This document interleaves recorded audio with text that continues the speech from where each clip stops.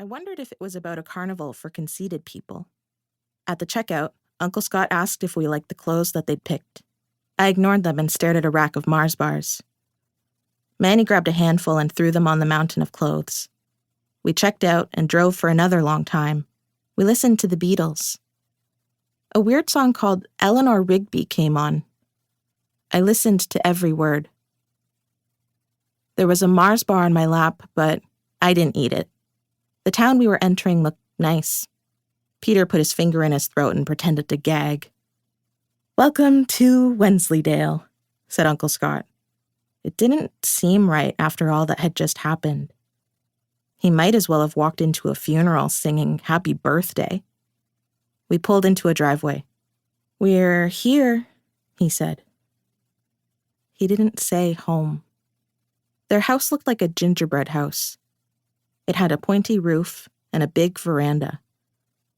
White trim hung from the eaves like icing. I wanted to pour hot water over it. They asked if we were okay. They asked if we wanted anything to eat. They said we could have a shower or a bath, whatever we wanted. They had a big round tub that made bubbles. It looked nice. I took a shower. The water pelted me. I didn't wash my hair because they probably wanted me to. Some people have naturally curly hair. Mine was naturally tangly. It was a nest. Uncle Scott asked if he could comb it. He didn't know that my tangles ate combs, even though combs were the ones with teeth. Uncle Scott and Manny had 2 spare rooms. "They're guest rooms right now," said Manny. "But you can pick one and decorate it however you like." I picked the one that overlooked the back garden. I could see the moon from the window. Peter's room faced the street. He could see a street lamp. "We can trade if you'd like," I said. "No," said Peter. "You deserve the moon." I felt bad. Peter deserved the moon, too. My room had a rocking chair. I liked seats that moved. They were way less boring than seats that didn't. The bed stood high off the floor. It had a fancy wooden headboard. It thought it was really something special. It didn't know it did the same job as a mattress on the floor. If it did, maybe it wouldn't have looked so smug. The social worker had asked if there was anything I wanted to take from the old house. I took a dog breed poster and my favorite cushion. The dog breed poster we'd found in a recycling bin, and the sequined cushion my mother had bought to say sorry. "I can wash that, if you'd like," said Uncle Scott. The sympathy on his face leaked out his pores and dripped on the floor.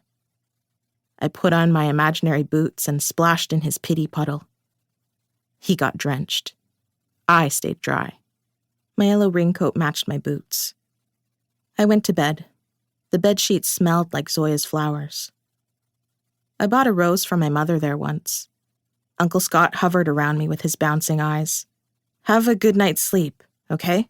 If you need anything, just let us know. We'll be just across the hall." He talked and talked until Manny touched his arm and said, "There's no need to walk on eggshells, hon." When they left, Peter came in.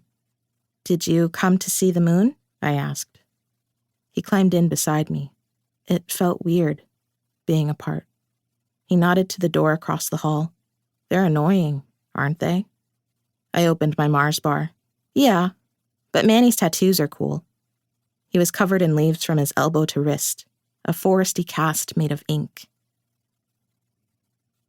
At the old house, sleep came quick. That's what happens when you have things to block out. At Uncle Scott's, I didn't have to worry about monsters in the dark. I could think about other things instead. The park I saw from his car window, how cute bull terriers are, whether or not snakes wished they had legs, and why Eleanor Rigby keeps her face in a jar by the door. "Go to sleep, Tig," said Peter. I reached out and touched his hair. He had a buzz cut. It felt prickly and smooth, like what I imagined a baby hedgehog would feel like. Running my fingers over it was how I fell asleep at night. I closed my eyes. Falling asleep because you're tired is way better than falling asleep because you don't want to be awake.